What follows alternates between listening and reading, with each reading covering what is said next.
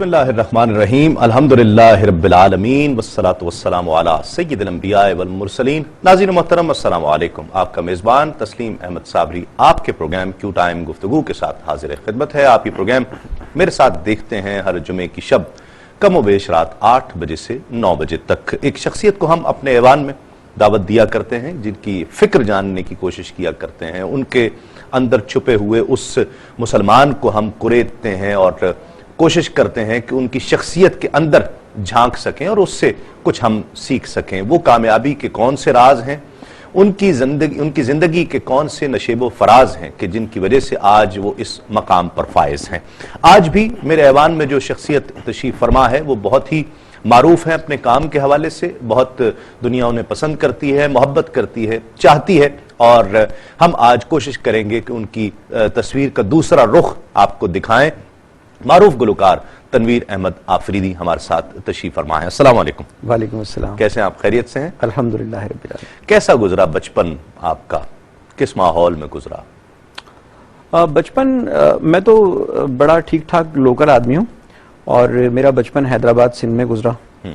और बचपन क्योंकि मेरे वालिद रेलवे में रिजर्वेशन के शोबे से वाबस्ता थे, तो हमारा बिल्कुल ब्रॉटअप जो है वो सीधे साधे सरकारी स्कूलों में हमने पढ़ा है, जिसको पीला स्कूल कहते हैं। अच्छा। तो अल्हम्दुलिल्लाह वहाँ से पढ़ा, और उस ज़माने में ट्रेंड भी कोई ज़्यादा मतलब गैर सरकारी स्कूलों का ट्रेंड होता नहीं था। तो हम मतलब वहाँ से हमने पढ़ा। और बचपन में ये था कि वालिद साहब क्योंकि अदबी हलकों के आदमी थे। अच्छा। तो उनको शायरी का शौक़ था, उर्दू, फ़ारसी, पश्तो तीनों ज़ुबानों में लिखते थे। तो उस हवाले से उनके साथ हैदराबाद की जो अदबी नशिस्तें थीं, क्योंकि मैं उनका इकलौता बेटा था, तो वो मुझे बचपन से ही अपने साथ रखा करते थे। ठीक, ताकि उस हल्के से आशना हो जाए। जी हाँ। फिर जुबान का थोड़ा सा ख्याल रखना, अगरचे वो खुद एक कबायली पठान थे। अच्छा, आप वही मैं देख रहा था, आफरीदी किस तरह है नाम के साथ? जी बिल्कुल, हम कुकी खेल ट्राइब से, आफरीदी कौम में एक कुकी खेल कबीला है। अच्छा। मतलब उसकी हम एक फैमिली हैं और वहाँ से हमारा खैबर एजेंसी से हमारा ताल्लुक है। अच्छा। और हम तीरा से माइग्रेट करके वादिये तीरा जो है, जो आजकल बड़ी डिस्कशन में रहती है, तो वादिये तीरा से माइग्रेट करके हमारे फोर फादर्स जो हैं वो जमरोद खैबर एजेंसी में आकर आबाद हुए थे। और जमरोद खैबर एजेंसी से फिर मेरे वालिद रोजगार की तलाश में, वो पहले वहाँ पर एजुकेशन से मुंसलिक रहे अपने गाँव के स्कूल से, फिर उनको रेलवे की जॉब, मतलब घूमने फिरने का शौक कि वो पहाड़ों से निकले कुछ देखें, तो वो फिर सिंध आ गए। ठीक। अच्छा, आपकी ग्रोथ यहीं हुई है? मेरी ग्रोथ। और उर्दू जुबान का आपका जो तलफ़्फ़ुज़ है, आपका जो एक्सेंट है, वो इसीलिए अच्छा है? एक तो वालिद साहब की उस तरबियत और वो जो सोहबतें थी उनकी वजह से? जी हाँ। दूसरी वजह ये थी कि वालदा मेरी पठान नहीं थी, चूंकि पंजाबी थी। अच्छा। तो इसलिए मतलब हमारे घर में ना पश्तो बोली गई ना पंजाबी बोली गई, उर्दू बोली गई। उर्दू बोली गई। ठीक। तो वो अब्बा की मोहब्बत भी इस जुबान से, तो उर्दू हमने बोली। पश्तो भी हम बोल लेते हैं, पंजाबी भी हम बोल लेते हैं। वाह। और मैं तो खैर जाती तौर पर सिंधी भी बोल लेता हूँ। अभी पिछले महीने मैंने 3 चैनल्स पर 3 जबानों में इंटरव्यू दिया। एक जगह सिंधी में इंटरव्यू दिया, एक जगह पश्तो में इंटरव्यू दिया, उससे पहले एक सराइकी इंटरव्यू देकर आया था। वाह। तो वो तो अपना मुल्क है, सारी जुबानें। यकीनन यकीनन ये सब रंग हैं, ये फ्लेवर्स हैं हमारे सब, यकीनन। और ये हमें मुत्तहिद करते हैं। जब हम इनसे प्यार करते हैं तो हमें एक जगह पर जाकर ये जोड़ देते हैं। वालिद साहब और वालदा में से ज्यादा अटैचमेंट किसके साथ थी? जब कोई चीज करनी हो, मनवानी हो, तो किससे कहते थे ज्यादा? और तरबियत का उनका कैसा अंदाज था? देखिए, वालिद साहब हमारे निहायत ही शफीक, अल्लाह उनको गरीक रहमत करे, आमीन, निहायत शफीक इंसान थे और शरीफुल नफ्स और बड़े बड़े मोहब्बत वाले आदमी थे।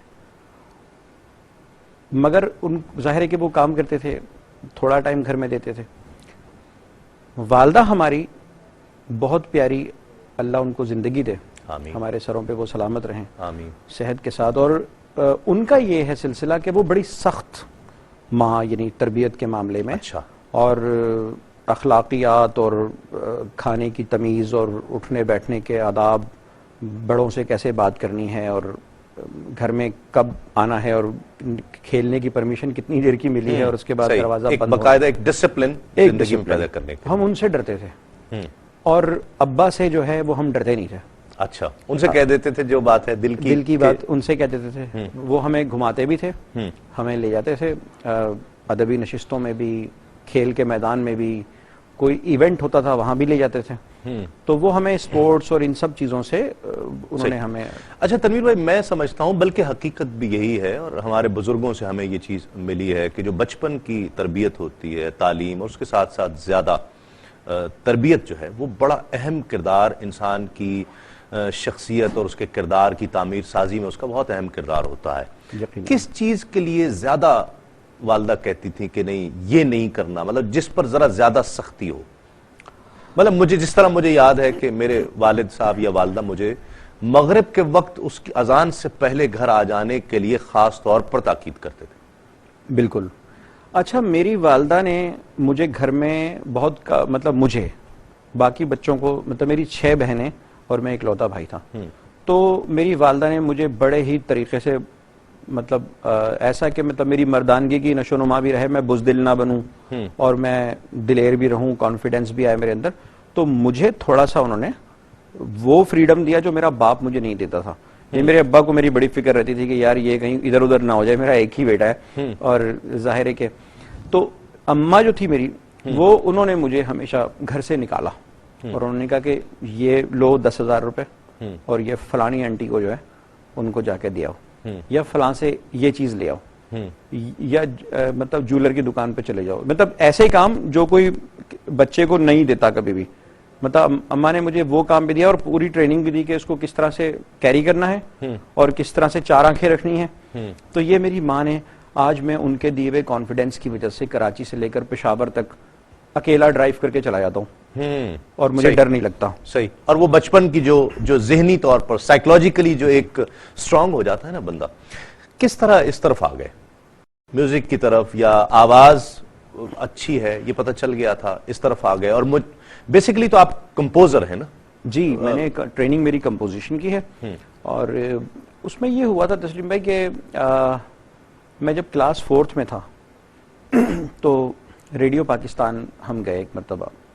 अब्बा मुझे बच्चों के प्रोग्राम में ले गए कि ज़रा बच्चों के प्रोग्राम में बैठेगा तो ज़रा कल्चर से और थोड़ा इन चीज़ों से कॉन्फिडेंस आएगा। तो मुझे उन्होंने कहा कि नाम लिख रहे थे बच्चों का कि आप क्या करेंगे, आप क्या करेंगे, आप क्या करेंगे। मुझे उन्होंने कहा, मैंने कहा जी मैं एक लतीफ़ा सुनाऊंगा। तो उन्होंने कहा अच्छा ठीक है, मेरा नाम लिख लिया। जब मुझे लतीफ़ा सुनाने के लिए उन्होंने बुलाया तो उस लतीफ़े में जितने भी कैरेक्टर थे मैंने उन सब की अलग अलग आवाज़ें निकाली। अच्छा।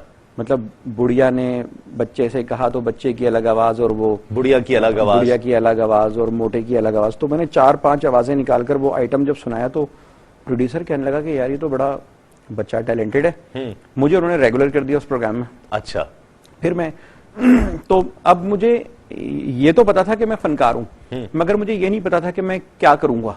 मेरे अंदर डिफरेंट टैलेंट्स थे। मैं लिखता भी था, स्कूल में मैं कौमी तराना भी पढ़ता था, लप्पे आती है दुआ भी पढ़ता था, और जब स्पीच कंपटीशन और डिबेट वगैरह के मुकाबले थे उसमें भी चला जाता था। मतलब बहुत सारे काम मैं करता था। मुझे ये नहीं पता था कि मैं टैलेंटेड जो बड़ा होकर क्या बनना है। तो मेरी बहन मुझे सुनती थी जब मैं कभी कोई कौमी नगमा या कोई इस तरह की चीज कर रहा होता था और मैं टेबल वेबल बजाकर और इस तरह से पूरे टेम्पो में करता था, तो वो मुझे कहती रही कि तुम्हारे अंदर सिंगर बनने का टैलेंट ज़्यादा है। तो मैंने कहा कि अच्छा, मगर मैंने इतना उसको सीरियस नहीं लिया। बहरहाल वो मुझे कहती रही कि तुम सब कुछ छोड़ो, ये एक्टिंग वैक्टिंग जो है ये बड़ा मुश्किल है और इसमें तो इस तरफ आओ। हाँ, तुम सिंगिंग करो, इनफरादी पहचान होती है इसमें। ठीक है। तो उस तरफ आ गए। फिर इनकी जिंदगी में जो मोड़ आते रहे और मैंने इनको पर्सनली देखा कि तनवीर की जिंदगी में मजहब का बड़ा अमल दखल है और ख़ास तौर पर तसव्वुफ का बड़ा अमल दखल है। जब ये उस पर गुफ्तगू करते हैं तो बहुत अच्छा लगता है और मैं चाहता हूं कि वो गुफ्तगू नाज़रीन आप तक पहुंचे।